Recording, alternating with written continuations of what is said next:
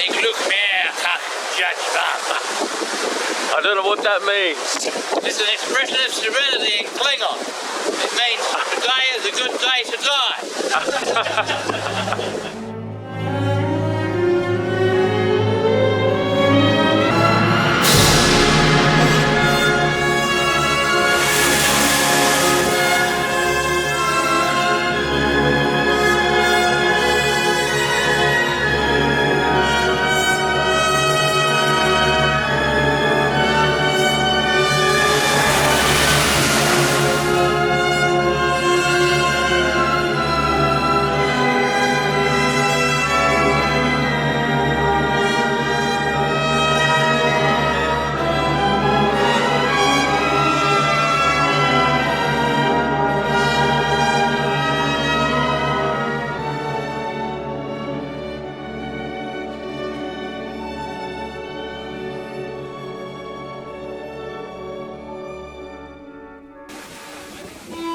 After a fantastic time at the Australian Wooden Boat Festival in Hobart, we're now on the return voyage to Sydney. Having travelled up the east coast of Tasmania, today we're off Flinders Island and enjoying great weather and glorious sailing.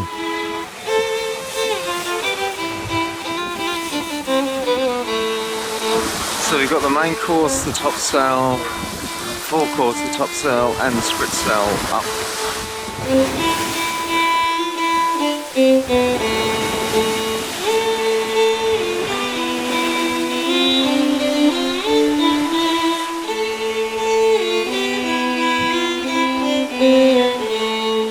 you think it's romantic, sailing tall ships? Absolutely, yeah. There's something special about it. Your heart sings. Not the same way when you see even old steamships, metal ships, cargo ships. You're impressed by them, the vast size and capacity, but when you see a tall ship, your heart sings.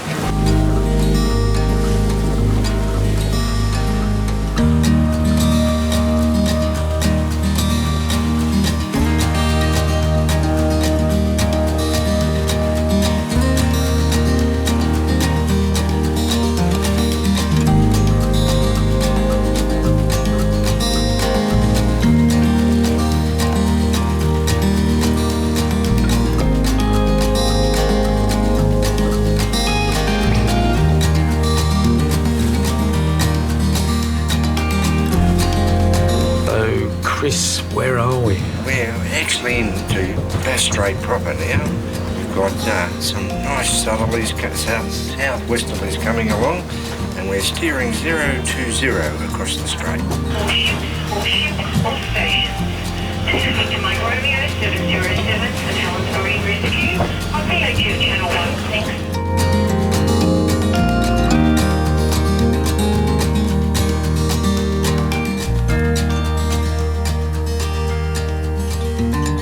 Time for one very strange tradition I've never seen before. Not anywhere near it. Getting rid of some eggs that have passed their use-by date.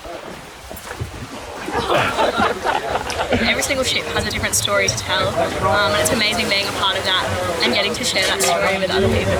It's a group of people who are all hauling together in the same direction. They want to achieve the same goal. They put the effort in, they work together, they support each other, they look after each other, and we get from A to B through sheer power of community.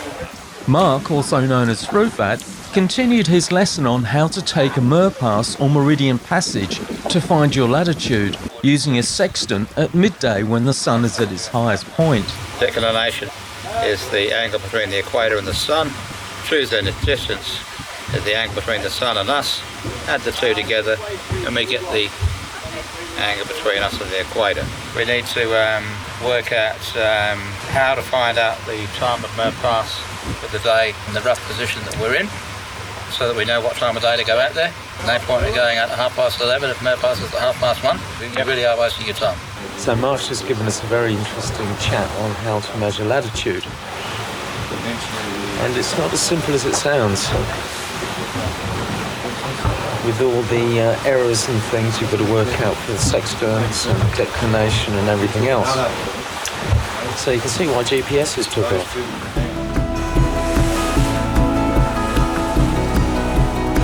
It's about 6:30. we're into the Bass Strait now. Intention is to carry on in this direction. If the wind picks up, we'll probably go straight past Eden. If it gets a bit too strong, we'll pull into Eden, which is still 20 hours away or something like that.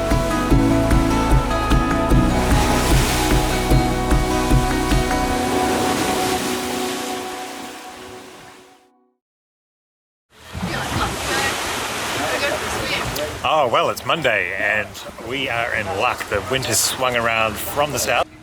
So we could continue our journey across Bass Strait, and the weather was fantastic.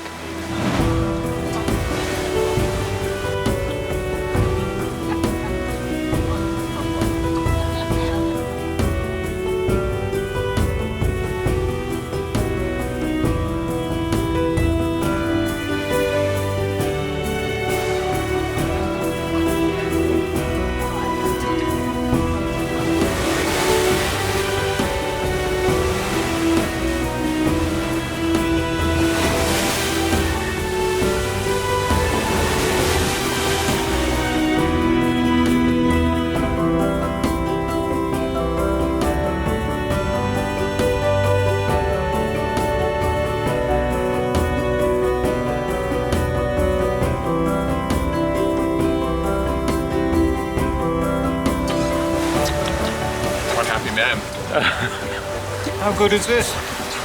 Fine dining on Duyfken. Taco Monday.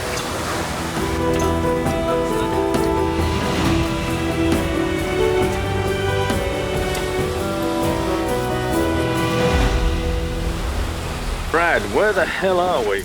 Well, we've just had Paula's amazing tacos. We're halfway across the Bass Strait, so we're 24 hours from Eden.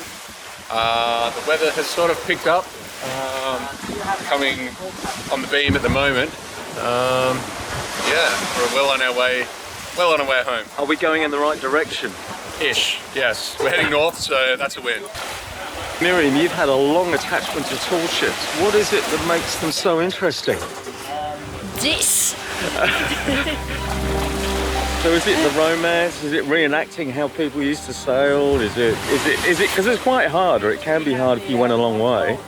It can be really hard. It can be really taxing on the body and mentally, but when it all comes together, it's absolutely magical. And not many people can say they've sailed a tall ship across the Bass Strait, can they? No, they can't. And this time around, Bass Strait has treated us beautifully with calm seas and favourable winds, so you can't ask for anything else. Nick, what are you going to do?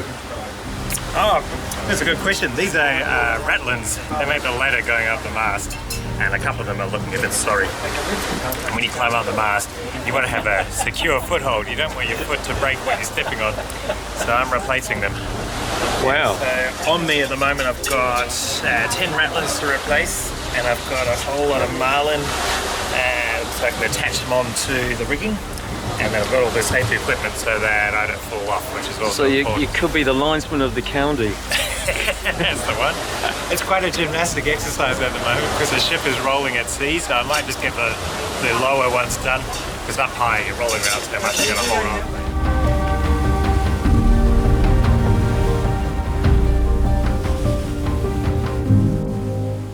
A, why are you called Fruit Bat? And B, how long have you been at sea? I'm called Fruit Bat because I eat a lot of fruit. Right. I was on I was working for a cargo ship company or 20 years ago. Yeah. And everyone there ate half a kilo of meat a day. Oh my God. I didn't. I ate fruit and vegetables and a little bit of meat. So they assumed I was a fruit bat. I joined the Navy when I was 16. Wow. I finished year 10 in high school in Toowoomba, and I joined the Royal Australian Navy. And what is it about tall ships that seems to be so appealing, do you reckon? Well, it appeals to one's sense of tradition, I think. Since about 1990, I've worked on tall ships regularly in my holidays from cargo ships. Wow. I did learn dinghy sailing in the Navy, and I did work on yachts in the Sundays prior to that.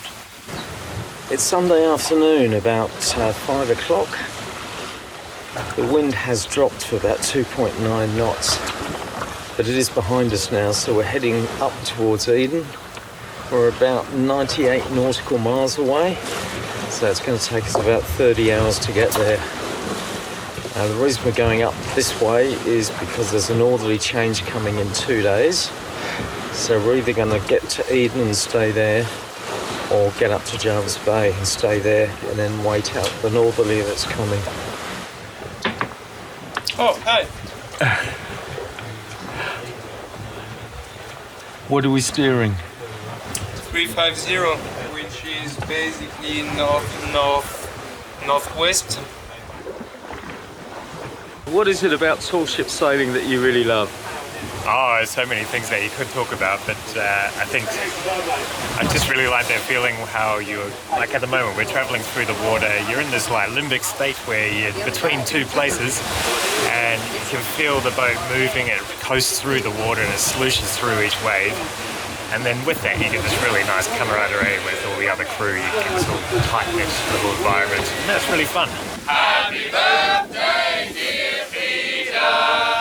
Happy birthday to you. Hey, hey!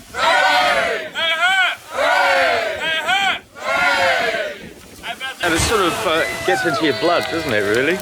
It does. Once you've done a couple of voyages, you're like, it always hooks back. So I haven't really voyaged for, maybe a few years now, but it's just always nice to have the finger on the pulse and hear when something's coming up.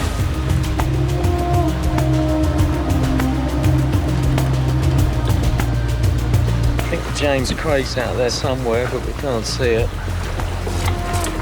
We're now 68 nautical miles from Eden. And we're doing about 2.5 knots.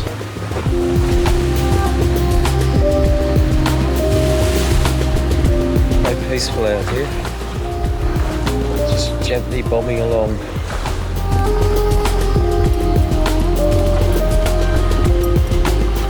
So beautiful to be on the sea, and as I said, it's very slow and you can just take time and relax and just look behind me. You can see the sail and it's a whole entity that is actually living. Think about sailing very slow with something that has been invented hundreds of years before you. And at the same time, as we did today, we also learn a lot of different skills. Been taught today how to do celestial navigation, so with the sun and the stars. And I think it's beautiful. You don't get that chance when you are actually on land or on different ships.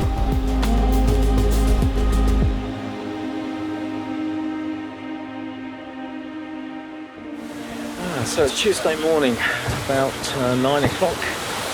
We've got all the sails up. We've got a following breeze. We're heading out past Eden, out to sea, to get on the other side of the eastern current.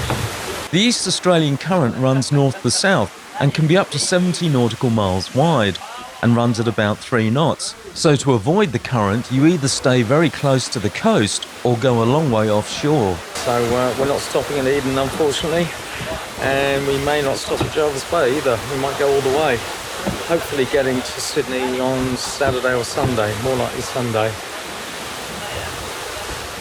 There is a whale under the clew there. There is two blowing there. See two whales at the centre of the screen.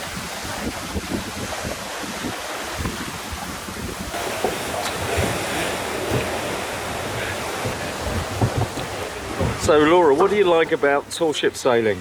So far I've really enjoyed being out on the ocean in itself, but also the wildlife we've come across down south. We've had a lot of bioluminescence, which has lit up all kinds of dolphins and other kinds of animals, which has been really nice.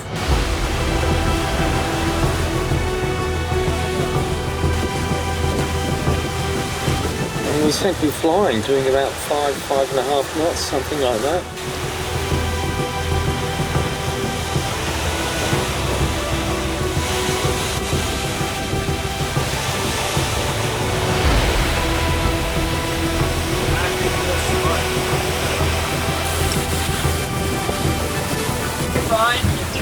A chief officer in the wild, desperately trying not to get wet. While still observing what is happening on board. See how he rears his head? And presents his arse.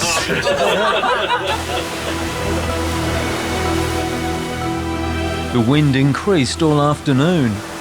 Do we think it's 30 knots? Well, it's 6:30. The wind's in the right direction, but it's picked up to 25 knots, and the rain's coming in sideways, and we're rolling quite a bit. Yeah.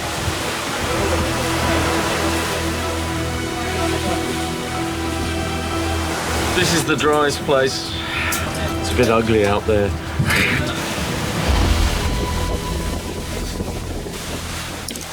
In rough weather, lifelines are absolutely essential.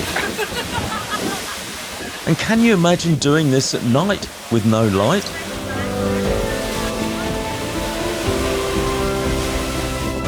As reefing as we know it today had not been invented yet, the way to reduce the effective sail area of the course was to clew up or pull up the bottom corners of the sail. This would also allow it to be more easily reset when the conditions changed. The main course was also braced more square, making it easier to steer the ship. The conditions were testing, but also really exhilarating.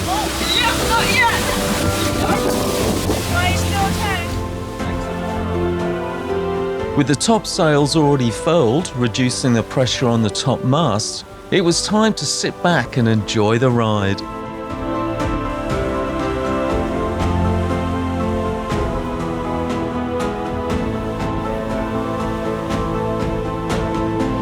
See what happens next as we sail into Sydney and end our adventure aboard this 16th century tall ship replica. That's next time.